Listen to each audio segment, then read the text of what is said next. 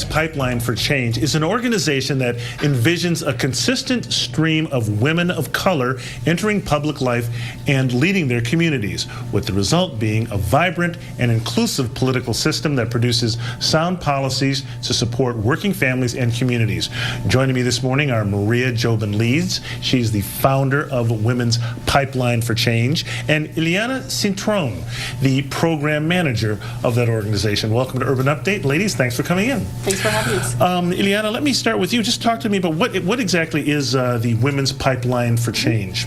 The Women's Pipeline for Change is a coalition of a number of civic engagement organizations and leaders that do political training, that do political consulting, advising, or that engage women at the very first stages of their civic life.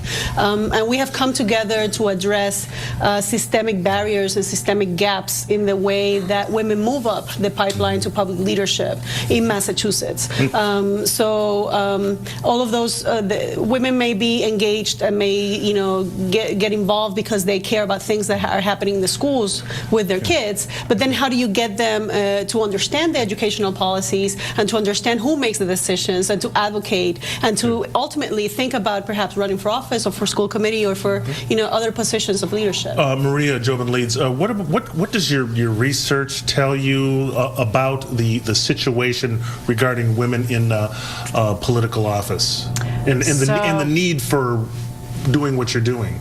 There's two big barriers, and the first big barrier to women of color from low-income communities, and all women actually, is personal income. It's very expensive. It's very hard to quit your job if you're already in a low-income situation, and hard to tap into the networks of people who give campaign contributions. And so women's economic security is actually big part of the problem. And the other part is whether we as a society perceive women as leaders and whether we women perceive ourselves as leaders. Now, we've got a case study here going on right now in Boston. Mayor Menino not running again. It's a wide open race. The first time in 30 years that we've had a wide open race.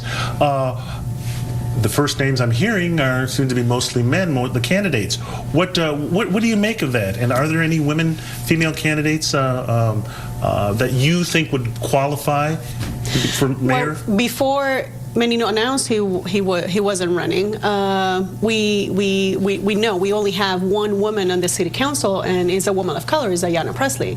So two other women have stepped up to run for city council seats, Suzanne Lee as well as Michelle Wu, which is unprecedented.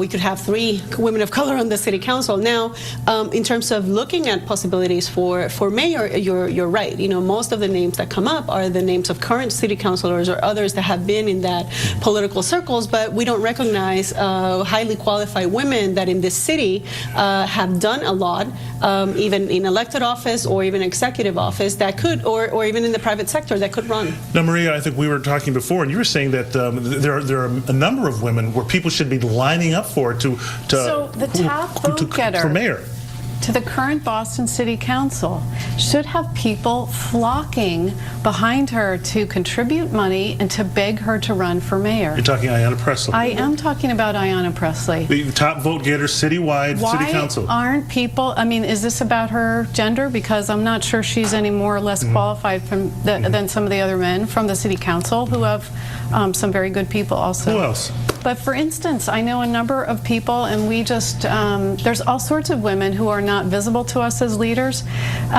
Charlotte Gola-Ritchie is very qualified to be mayor of the city of Boston. Now, she's a former state rep. And she works for the mayor right now, I believe? She has executive experience when she worked for the Department of Neighborhood Development. She has legislative experience. She ran for office. She is currently working at the federal level as a lobbying for education. And you also mentioned Andrea Cabral, the former sheriff. Another good candidate who has all sorts of qualifications, and she has more recently run for office. Highly energetic, qualified, both of these women with a lot of vision. Andrea Cabral is currently the Secretary of Public Safety, but she's a former sheriff of Suffolk County, I guess. Yes. But so you're saying, what you're saying is that these are women who are obvious candidates for mayor. I would argue they have more qualifications than some of the men who have put themselves forward. Say that again? I would argue that they have more qualifications than some of the men who put themselves forward.